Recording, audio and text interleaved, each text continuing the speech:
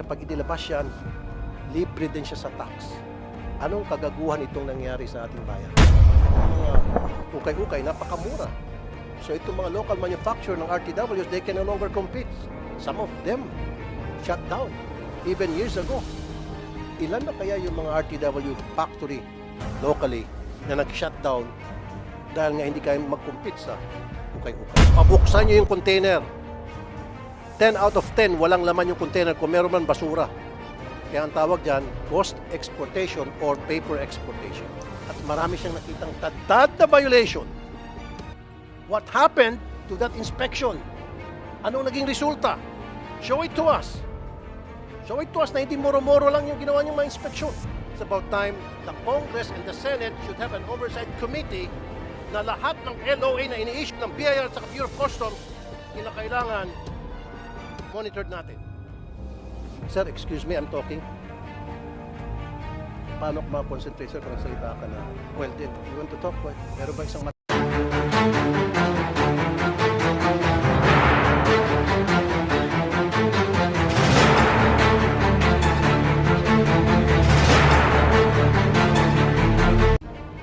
Thank you, Mr. Chair. The reason why I attended today's hearing kasi nakita ko sa resolution nabanggit doon special economic zone. And that's where I'm very interested in. Kasi po, ginagago tayo for the longest time nitong mga locator sa special economic zone. And I'll tell you later how and why. Mr. Chair, meron ba tayo na-invite dito ng mga taga Bureau of Customs? Kasi Bureau of Customs and BIR are conniving para proliferate itong mga bogus na locators, and they're not paying taxes. They import products, raw materials, free of duties and taxes with the precondition that those raw materials will be re-exported.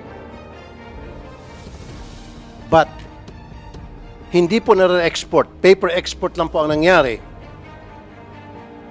And then, binibenta dito locally yung mga finished product or sometimes yung raw materials. And yung mga importers supposed to be kikita yung bayan natin dahil sa kanilang income tax. Pero paano? Namomonitor ba ng BIR? Itong mga may-ari ng locators? How does the BIR monitors these locators? Kasi the only time that we make money, the country makes money is through the income tax being paid by these locators. In fact, I have list here of some companies na may violation na sa BIR, and I need to know ano na ang nangyari sa mga kasong ito. And I need from the BIR a list of these locators na padalahan ng LOA, Letter of Authority. Ano ang follow-up? May nangyari ba o nagkaaregluhan? Ang LOA, Mr. Chair, dito nagiging talamak ang korupsyon. Pinapadala ng sulat ang earring company o locator para pumunta sa opisina ng BIR, magpakita ng mga dokumento na siya ay nagbayad at nag-comply sa requirement ng BIR para magbayad ng tamang buwis. At pagdating doon sa BIR, nagkakaregluhan. That's why I need a list of those companies that were issued LOA and what happened to it. I need a list of those. And then, gusto ko rin po malaman kung meron ng mga nakasuhan na napadala ng letter of authority. Meron na bang nakasuhan o hanggang warning lamang? Kung may nakasuhan, anong nangyari sa kasong yon? Another issue, Mr. Chair, na gusto ko i-raise ay yung ukay-ukay na pumapasok sa PEZA, Special Economic Zone, declared as raw materials to make rugs or to recycle rugs. Pero wag ka, ang laman noon, ukay-ukay. Libre sa buwis. Ni singkong duling walang binabayad na buwis. And then mind you, yung ukay-ukay na yon, those are discarded second-hand or used clothing sa ibang bansa, Hong Kong, Japan, US, Canada, Australia. Yun po yung mga basura na ng mga damit na imbis na i-recycle, meron kasi mga scheduled for discarding used clothing sa iba't ibang bansa at pinipick up para i-recycle, pero instead na i-recycle, pinapadala itong basura. We have PD 2033 in 1986 na sinasabing bawal ang pagpasok ng used clothing sa bansa. We have RA 4653 na sinasabing bawal ang pagpasok ng mga used clothing sa bansa except to donate sa mga victims ng calamities. At bakit nagkalat itong ukay-ukay sa iba't ibang parte ng Pilipinas? And BIR and Customs na doing about it. May kinikita ba tayo, BIR? Alam niyo ba kung sinong pumapasok, nagpapasok nito mga ukay-ukay? Ni singkong duling, wala kinikita tayo dito. That's why I passed a resolution, a bill na para buwisan na itong ukay-ukay para pagkakitaan naman ng ating gobyerno. But for now, I challenge the BOC and the BIR do something.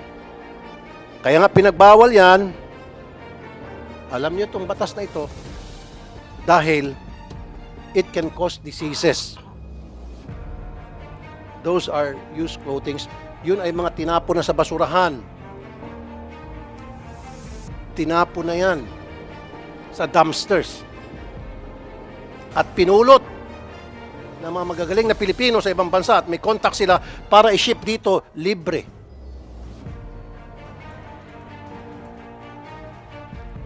Ito po, Mr. Chair. I need to ask the BIR directly right now. Victoria Wave Special Economic Zone dyan sa may Caloocan. And in October 2021,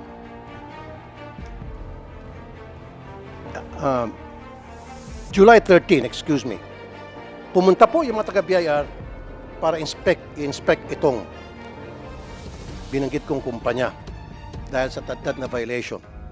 Ang tanong, ano na nangyari doon sa pagbisita ng BIR noong July 13 dito sa company ito, OPMC? Meron ba isang matapang dito? Good morning, Senator Raffy. I apologize, Your Honor. We don't have the information right now, but we are already asking the concerned revenue district office, which conducted the investigation, to provide us information, and we will provide the committee once the data or information are available. Meron pang isa. Si Commissioner Romeo Lumagul Jr. He was the one who inspected the factories inside the One Subic Premier Manufacturing Corporation. Okay? At marami siyang nakitang tad na violation. What happened to that inspection?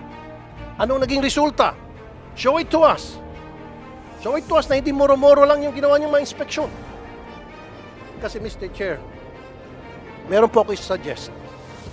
Siguro it's about time the Congress and the Senate should have an oversight committee na lahat ng LOA na ini-issue ng BIR at Bureau of Customs kinakailangan monitored natin. Kasi dito sa letter of authority, ang kumikita lamang yung earring officials, yung earring companies na napadala ng LOA at yung agency nag-issue ng LOA. Example, Mr. Chair. Ang deficiency is 1 million. For the sake of argument, nilitang po. 1 million, papadala ng LOA. Magre-report kayo na padala ng LOA. Sasabihin, boss, yung 1 million hindi ko kaya, etc. etc. Sasabihin ng agency na padala ng LOA, magkano kaya mo? Boss, ang kaya ko lang is 20,000. Dagdagan mo, boss, ang kaya ko lang 100, last. O sige, yung 900 discounted na. Pero yung 100,000, 50 for you and 50 for the government. Maghati yung agency at kung sino man nagpadalang LOA at sasabihin yung kalahati, kahit papaano, may resibo, kikita ang gobyerno. Ganon po yung kalokohan sa LOA. Alam niyo po itong taga B.I.R. at taga Bureau of Customs. That's the reason what I would like to happen, Mr. Chair, you being the chairman committee, and I'm being the vice, na dapat magkaroon na talaga. Sir, excuse me, I'm talking. Paano ko ma-concentrate, sir, kung nagsalita ka na? Well, then, you want to talk? Go ahead, sir. Okay. Sa Ways and Means Committee, Mr. Chair, siguro it's about time mag-create tayo ng tinatawag na oversight. Make sure lahat po ng LOA ay legit, hindi po ginagamit para lamang mangikil, para magamit lamang sa corruption. And we have a member of the PEZA here, Mr. Tereso. Okay. Ano po kayo sa PEZA? Sir, I am the Director General. Ilan po ang locator sa PEZA ninyo? It's about more than 3,000. 3,000. Now, don't tell me, dyan sa 3,000 locators ninyo, walang violators dyan na flag down ng customs at B.I.R. Don't tell me. Meron, tama? Mali. Well, we have been receiving copies of the LOAs issued by B.I.R. and POCs. So we're willing to... Kaya nga, so what happened to those LOAs? Wala pang feedback. See? Ano na nga sa mga LOAs? Wala pang feedback. Wala pa kasi nagkaareglohan na. At alam mo yung sinasabi kanina, Mr. Panga, mag-import ng raw materials free of duties and taxes with the condition na yan i-re-export. At doon kikita ang gobyerno dahil magpa-file ng income tax yung may-ari ng locator. Kaya dapat B.I.R. lahat na may-ari ng locator minomonitor ninyo. Yung ini-import ng, tuturuan ko kayo, kuha kayo ng ballpen at papel. Hindi ako nabibiro. Pencil and paper. Lahat na mga ini-import na mga locator, kasi free of duties and taxes yan. I'll give an example. Mag-export ng 1 million worth of, say, tela para gawin ng long sleeve. Kasama sa tela dyan, kung ilang yarda, nandiyan yung butones, sinulid, etc. 1 million. Sa kondisyon yan ay i-re-export after na magawa na. Pero wag ka, hindi i-re-export yan. Kasi nga, wala nga naman talang silang processing factory in the first place. At bakit na-aprobahan ng customs? Now, dapat yan, sa scheduled re-exporting ng finished product, nandyan dapat yung B.I.R. binubuksan yung container. Tama? At kung nakalusot man yan, yung may-ari ng locator, tatanungin mo, yung pinasok mo na worth 1 million na raw materials, may records dyan, may computation kayo dapat dyan, kung magkano yan kapag naging finished product na. Finished products, those materials. And then magkano maging income tax ng locator. Ganun lang po kasimple. Kaso, Mr. Chair, hindi nangyayari eh. Kaya dapat, it's time that we have revisit our law regarding these locators because it's being abused. It's being abused. Meron pang isang locator dito sa may bandang Caloocan, Mr. Chair. Paano tayo hindi ma-high blood dito, Mr. Chair? Libre ang importation ng kahit anong produkto. And then kapag nire-export, libre exempted sa corporate tax. Sana ma. Saan ka nakita niyan? At pwede pa sila maka-discount sa mga empleyado. Andito lahat. We have to revisit this law that created these locators.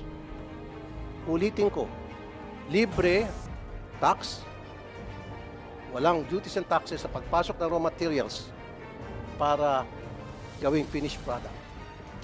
Ang raw materials na yon. Pag na-export na, halimbawa talagang na-export, ang kikitain lang sana ng gobyerno sa income tax ng kumpanya na yon. Pero, in-exempt natin yung corporate income tax.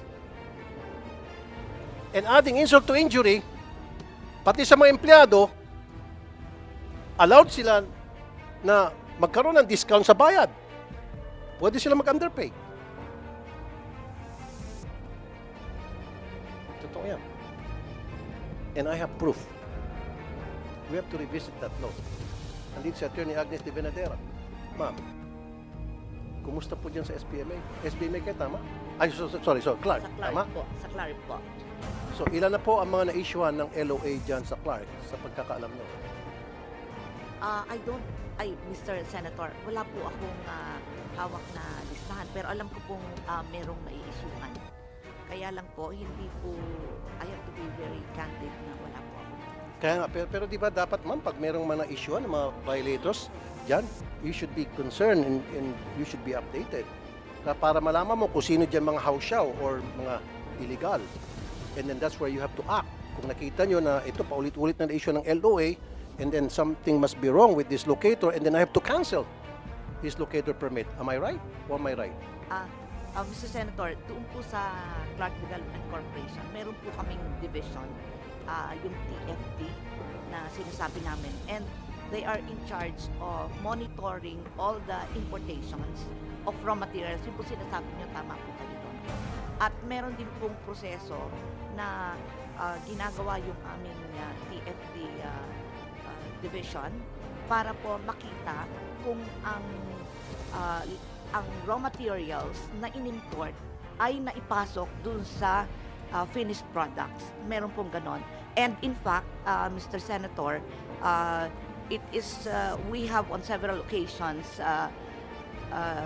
suspended the authority to operate. Attorney de Venadera, marami sa mga locators nyo dyan sa Clark na wala silang processing factory. Right? You agree?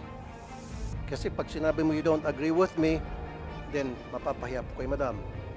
Meron po kaming mga na-monitor na walang operations, at yung pong mga walang operations ay amin pong inaaksyonan na hindi mabigyan ng authority to operate kasi wala pong operations. Salamat at hindi po kayo nagsinungaling.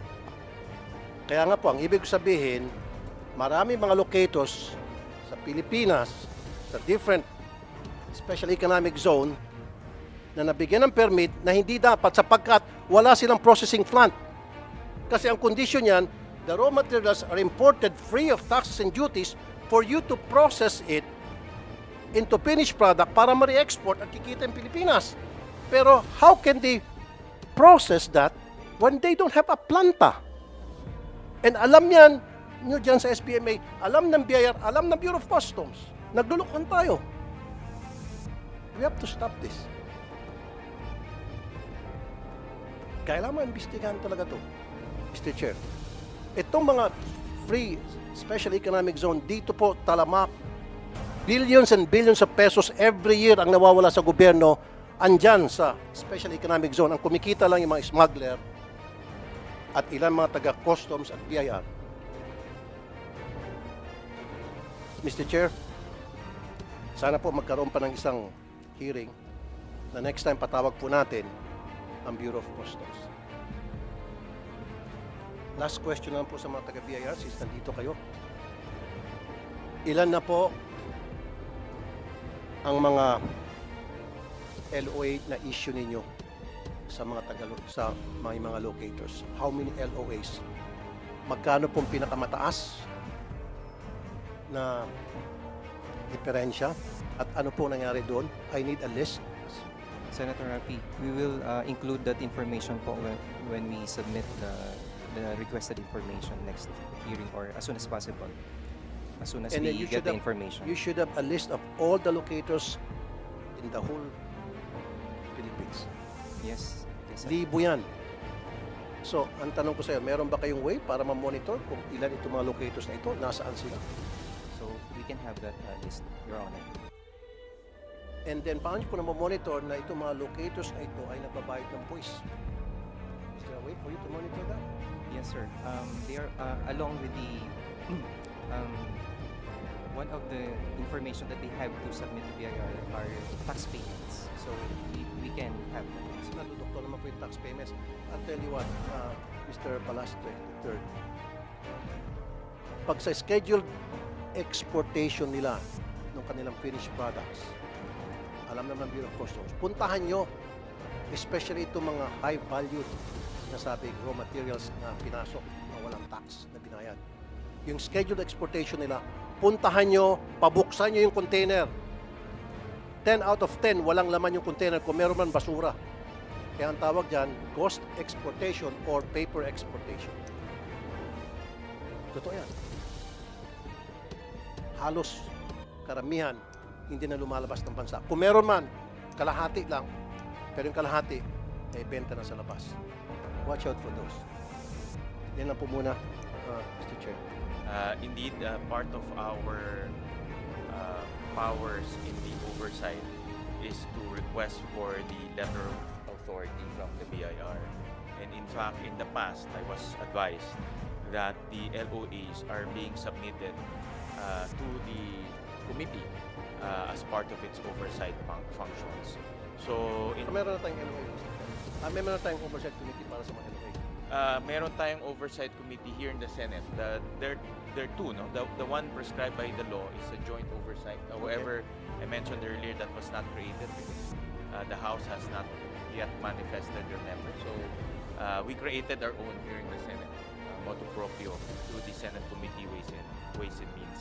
And because of its function as oversight, the BIR regularly submits to the committee a list of that LOA that you mentioned earlier. And the latest submission was when?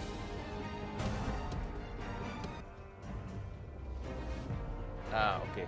But in the past, they have submitted. So since you have manifested your request and desire for the BIR to submit a summary and a list of their LOA, we are instructing the BIR to submit to the committee a list of the letter of authority that were issued to date. Mr. Chair, nabanggit yung Si head po natin yan. Head po natin ng SDS. sir, meron ng mga sinabmit na LOA sa Senate. Nasaan yung mga LOA niyan? Can I see it? And then, I just need to look at it and then make a follow-up what happened to those LOA.